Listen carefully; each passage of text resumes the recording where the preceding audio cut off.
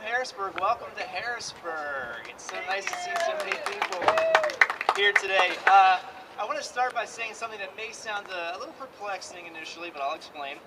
So next week we have a big decision coming from the United States Supreme Court.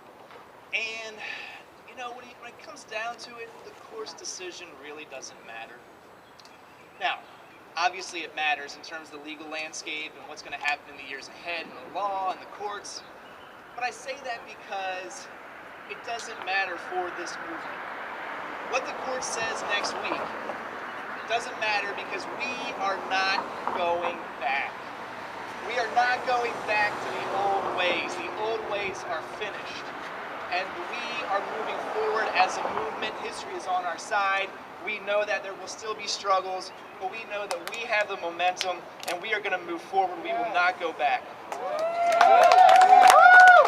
Now, I saw this week that some of the folks on the other side have said that they will defy the court's decision if it's not in their favor. And I was scratching my head over that one, trying to figure out how exactly they're going to defy the court's decision. I saw some ideas bouncing around the internet. One was they could refuse to get gay married. Another idea I saw someone put out there was they could, march around, because that's really worked well for the Westboro Baptist Church. But I'm still kind of scratching my head. Now, it's interesting, there are some on the other side who also believe that dinosaurs walked on the earth with human beings. Turns out they were right. They're actually here today. I say that just to get a cheap laugh, but they are suffering beings in need of love and compassion. As a lobbyist, I feel compelled to say this. It's important to understand, if you're just getting involved for the first time, that rallies alone don't move the decision makers. Rallies are great. They're a lot of fun. We get to hang out. They're sexy. This is a sexy crowd. And we all get to connect with people who share our values. But what I really want to emphasize is, if you came here today, if you're just getting involved, how important it is to take that next step, to build interpersonal relationships. On the marriage issue, it's probably going to come down through the courts, although you never know what could happen in this building. But we do know what needs to happen in this building, and that's that we need protection in law to ensure that the LGBT community doesn't face discrimination in the workplace and in housing and in public accommodation. That has to happen here. And so when you leave here today, I hope you don't feel like this rally is an end of itself, that you will go forward and build relationships with your legislators, and of course talk to family and friends about why this issue matters.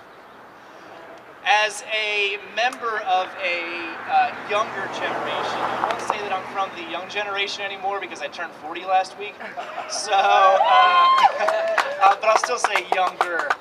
I do also want to acknowledge that we are standing on the shoulders of giants. As a 40-year-old straight guy, it's easy for me to be for marriage equality today. But it wasn't easy 20 years ago. It wasn't easy when people in New York City 40 years ago decided to march in the streets.